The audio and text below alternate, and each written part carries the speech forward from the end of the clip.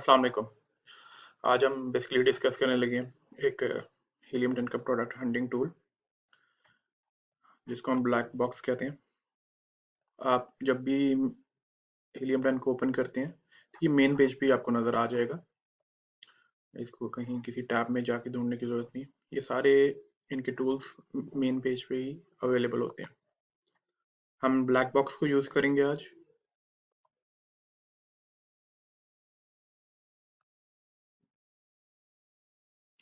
ये basically product discovery tool है। अब इन्होंने काफ़ी सारी ऑप्शंस दी हुई हैं कि आप किन किन तरीकों से प्रोडक्ट को डिस्कवर कर सकते हैं।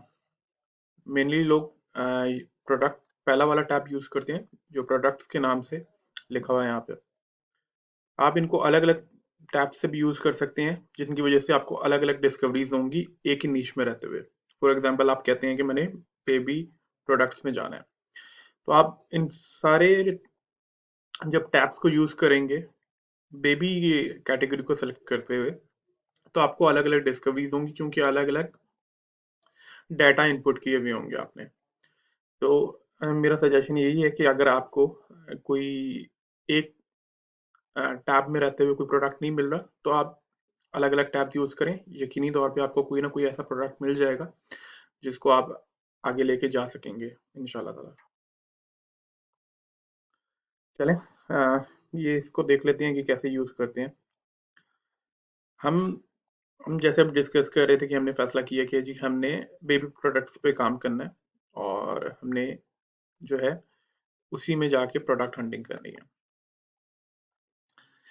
इसमें ये भी तरीक़ेकार हो सकता है कि आप सारी जो है कैटेगरीज को सेलेक्ट कर लें, लेकिन बेहतर यही होता है कि आप एक वन बाय वन कैटेगरी को सेलेक्ट करें और उसमें जो है अपनी प्रोडक्ट को ढूंढने की कोशिश करें। उससे ये होता है कि एक ही कैटेगरी में रहते हुए आपको एक कैटेगरी की मैक्सिमम डिस्कवरीज आ जाती हैं, लेकिन आप जब मल्टीपल कैटेगरीज एक ही टाइम में सेलेक्ट कर लेते हैं, उससे ये होता है कि आपको मल्टीपल कैटेगरीज की ऑप्शन आती है, लेकिन नंबर ऑफ प्रोडक्ट्स उतने ही रहते हैं, क्योंकि हाँ, ब्लैक बॉक्स आपको नंबर ऑफ प्रोडक्ट्स उतने ही दिखाता है। और चाहे एक कैटेगरी की हो चाहे दो कैटेगरी की हो, तो रिकमेंडेड यही है कि आप एक एक कैटेगरी को सिलेक्ट करके उसको खंगालें और उसमें अलग ढूंढने की कोशिश करें। एक कैटेगरी में नहीं मिलता दूसरी कैटेगरी में चले जाए, दूसरी में नहीं मिलता तीसरी में चली जाए। तो बेहतर तरीका यही है कि एक एक कैटेगरी को सिलेक्ट करके उसमें ढूंढने की कोशिश करें। चले आए देखते हैं आगे इसको कैसे देख किया जा सकता है। फॉर एग्जाम्पल हम DIY को सिलेक्ट कर लेते हैं यहाँ पे। मंथली रेवेन्यू हम सिलेक्ट कर लेते हैं कि जी 10,000 होना चाहिए मिनिमम, और मैक्सिमम की तो कोई कैप अगर आप रखना चाहते हैं तो रख लें। मिनिमम प्राइस की कैप रखना चाहते हैं, मैक्सिमम की जो भी आप रखना चाहते हैं वहां रख लें। रिव्यू काउंट मिनिमम 200 रख लें, क्योंकि प्रोबेबिलिटी है कि आप अगर 50 या 60 रखेंगे 70 रखेंगे तो यकीनी तौर पे वो नई लिस्टिंग्स होंगी जिनको हम compete या जिनको हम कंसिडर नहीं करना चाहते। मैक्सिमम 1000 रख लें, या आप जो भी बेहतर समझते हैं। इसमें कोई इतना हार्ड एंड फास्ट रूल नहीं है। ज़रूरी नहीं है कि आप यहाँ पे 1000 लिखेंगे और 1000 के अंदर रहते हुए जो 1000 के अंदर रहते हुए जो भी प्रोडक्ट्स आएंगी वो आपकी वो तो यहाँ पे सिर्फ डिस्कवर होंगी। हो सकता है उस नीश में 3000 वाला भी कोई बैठा हो जब आप उसका मेन कीवर्ड ओपन करेंगे। तो ये कोई हार्ड एंड फास्ट रूल नहीं है, ये तो इस जो है टूल के लिए क्राइटेरिया दिया गया है। यकीनी तौर पे आप जब असल आपको नीच की जो सूरत हाल है तभी पता चलेगी जब आप उसका मेन कीवर्ड ओपन करेंगे और उसको आगे उसकी वायबिलिटी चेक करेंगे। मिनिमम रेटिंग हम 4.5 को ही कंसिडर करेंगे।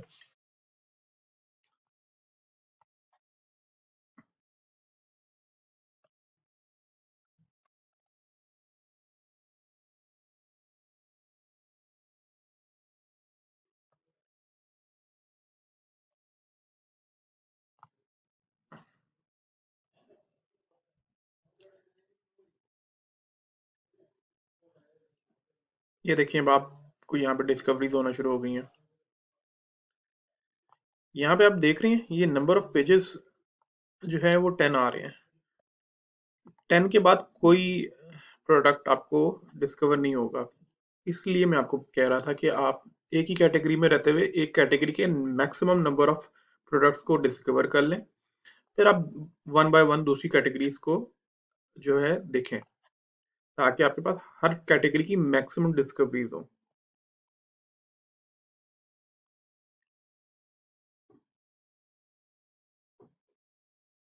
फॉर एग्जांपल हम ये देख लेते हैं कि जी हमें कुछ इंटरेस्टिंग लग रहा है।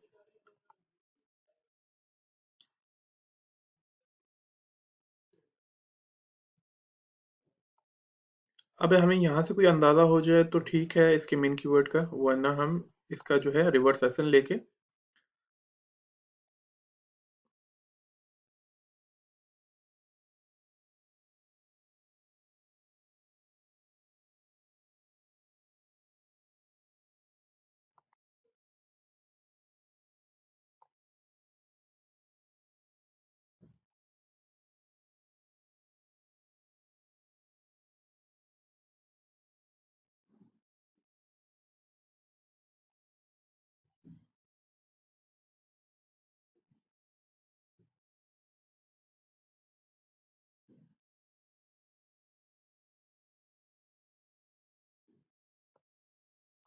ये इसका रिवर्स सेशन आ गया।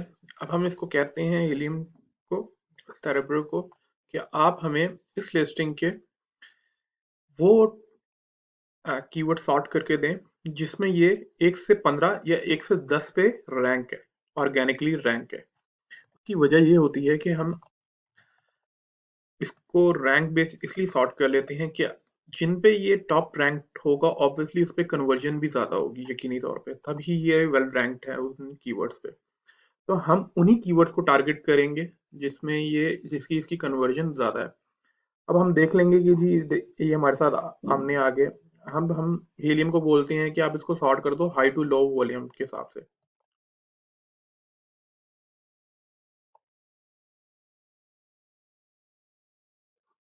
ये हाईएस्ट टू लोएस्ट के हिसाब से सॉर्ट हो गया। ये ये इसका मेन कीवर्ड है इस लिस्टिंग का, जिस पे इसकी सबसे ज्यादा सेल्स आ रही होंगी। इस पे ये ऑर्गेनिकली स्पॉट पे थर्ड स्पॉट पे रैंक है। और इसके बाद आ जाता है ये हेयर पिन लैक्स। अब हम देख लेते हैं कि इसमें सबसे ज्यादा जो है वो इसका मेन कीवर्ड कौन सा है। प्रोबेबली यही होगा क्योंकि इस पे थर्ड पे रैंक है।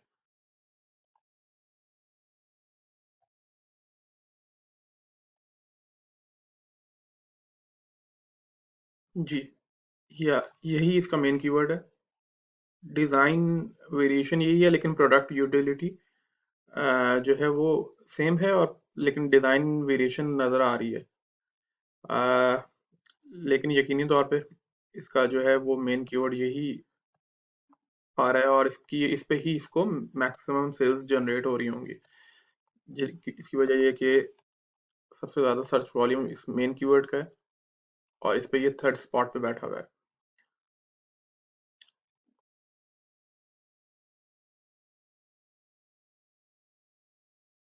अब यहाँ से आप देख सकते हैं कि जी आपको कुछ समझ में आ रहा है। आप इसकी फर्दर एनालिसिस करेंगे और आप देखेंगे कि इसको ये कितना वायबल है कितना नहीं वायबल। उसको हम बाद में डिस्कस करेंगे अपनी प्रोडक्ट एनालिसिस की सीरीज में इंशाल्लाह ताला।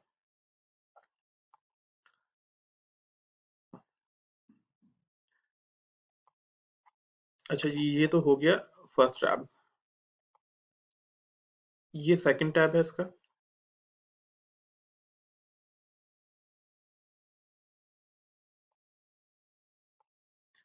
इधर आप सर्च वॉल्यूम लिखेंगे कि आपको मिनिमम सर्च वॉल्यूम में चाहिए। फॉर एग्जांपल इसी का क्राइटेरिया अगर आपको कहता है कि जी आपने टॉप 3 कीवर्ड्स का 5000 जो है एक्यूमुलेटेड सर्च वॉल्यूम होना चाहिए या 10,000 होना चाहिए, तो आप कहते हैं कि ये मुझे जो इसका मेन कीवर्ड है उसका सर्च वॉल्यूम एटलीस्ट 5000 चाहिए, तो आप यहाँ पे मिनिमम 5000 लिख दें।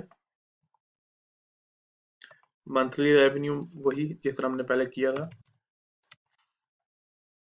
प्राइस लिख दें।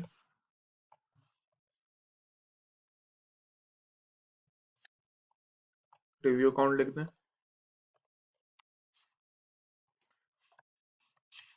रिव्यू रेटिंग भी लिख दें। अच्छा, यहाँ पे आप वर्ड काउंट भी लिख दें, क्योंकि अगर आप सिंगल वर्ड काउंट अगर उसने दिखाया तो प्रॉबेबली वो शायद आपका जो है सेमी रेलेवेंट कीवर्ड हो, हाईली रेलेवेंट ना हो। इस तरह होता है, काफी प्रोडक्ट्स में होता है कि सिंगल वर्ड में भी आपकी हाई रेलेवेंसी निकल आती है, लेकिन बेहतर यही है कि आप यहाँ पे मिनिमम 2 वर्ड काउंट लिखें।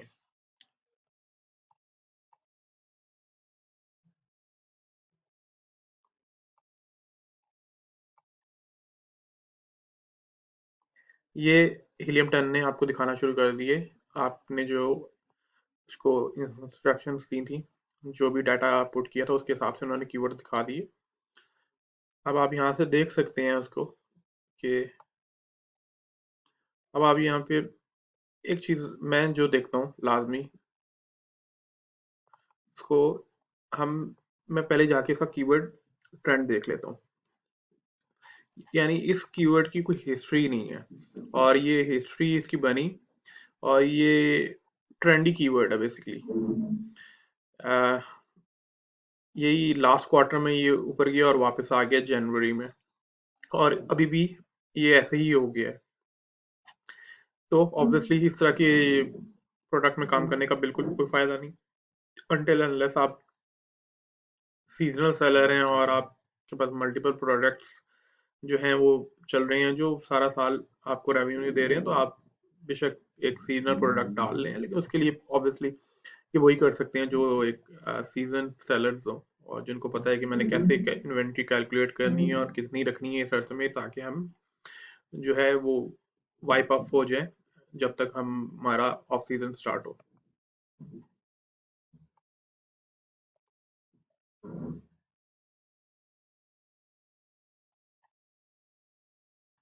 अब यहाँ पे आपको कोई इंटरेस्टिंग लगता है तो आप यहाँ से देख लें, जैसे ये मैं इसको ओपन कर रहा हूँ, इसमें भी थोड़ा सा जो है वो आपको नज़र आ रहा है, लेकिन ये काफ़ी कंसिस्टेंट है उस लिहाज से।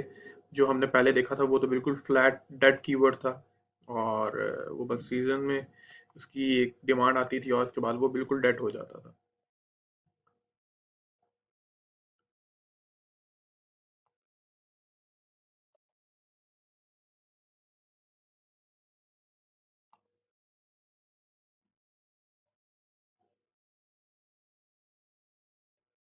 जैसे ये कीवर्ड है, इसमें जो है वो उल्टा जो है वो एकदम जनवरी के फरवरी के बाद ये तकरीबन गिर गया, और उसके बाद बिल्कुल ही ये जो है वो नीचे जा रहा है। आप उसको देख सकते हैं इस तरह के कीवर्ड को, लेकिन ऑब्वियसली उन पर डीप एनालिसिस करना पड़ता है, जिनको हम बाद में देखेंगे, और बाद में डिस्कस करेंगे कि हम उसको कैसे एनालाइज कर सकते हैं।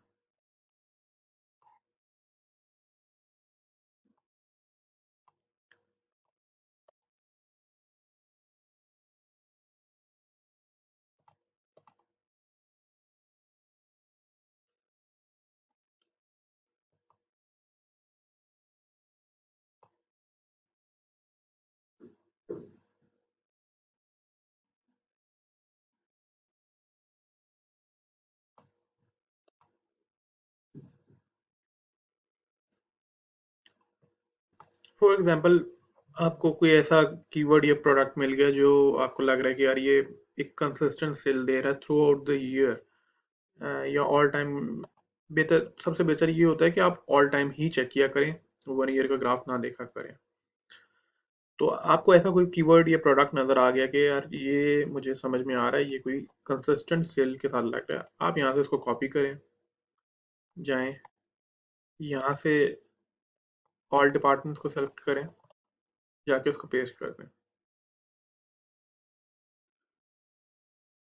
और फिर जाके उसकी आप देखें कि क्या सूरत हाल है उसकी नीच में, क्या वो डूएबल है या नहीं है, क्या उसका रेवेन्यू कंसिस्टेंट है, क्या monthly sales daily sales consistent है ऑन अक्रॉस द पेज।